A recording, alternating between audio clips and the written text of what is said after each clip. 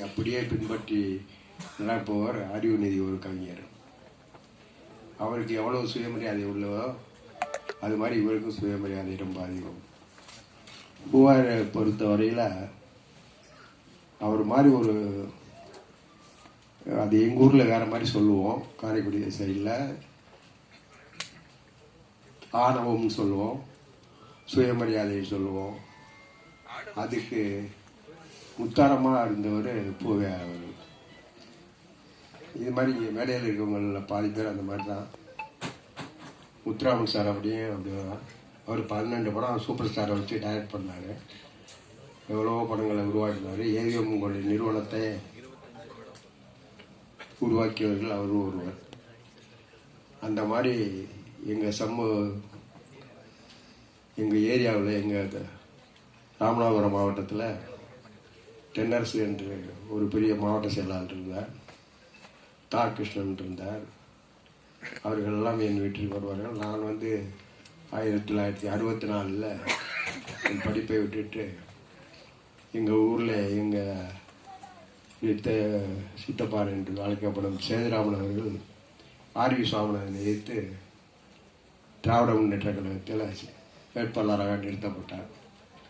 அப்பொழுது நான் படிப்பை விட்டு கழகத்துக்காக உழைக்க ஆரம்பித்தேன். அப்போது எம்ஜிஆர்லேருந்து கலைஞர்லேருந்து நாவலர் நாஞ்சிலார் எல்லாரும் என் வீட்டுக்கு வந்திருக்கிறார்கள். எங்கள் வீட்டில் சாப்பிட்ருக்காங்க. அந்த மாதிரி ஒரு இதில் அப்படியே நான் படிப்பை விட்டுட்டு சினிமா துறைக்கு வரணும், சினிமாவில் கலைஞரை வச்சு படம் எடுக்கணும் அப்படின்னு. அப்போலாம் நாங்கள் காரைக்குடிக்கு போகல. ராமசுபேரன் அண்ணனுடைய தகப்பனார், எஸ்பி முத்துராமத்துடைய தகப்பனார் அவர் தான் எங்கள் பகுதியிலே திராவிட முன்னேற்ற கழகத்துக்கு தூணாக விளங்கியவர்.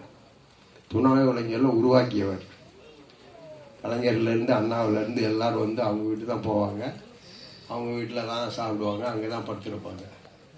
அந்த மாதிரி ஒரு குடும்பத்தை சேர்ந்தவர் தான் எஸ்பிஎம் அவர்கள். அப்படி ஒரு காலகட்டத்தில் நான் அடிக்கொருக்காக ராமசுகாரன் அவர்களை போய் பார்க்கக்கூடிய சூழ்நிலை ஏற்பட்டது. அப்போது அன்பில் தர்மலிங்கம் என்று ஒரு மாவட்ட செயலாளர், திருச்சி மாவட்ட செயலாளர், கலைஞருக்கு ரொம்ப வேண்டியவர், அவருடைய அறிமுகம் கிடைத்தது.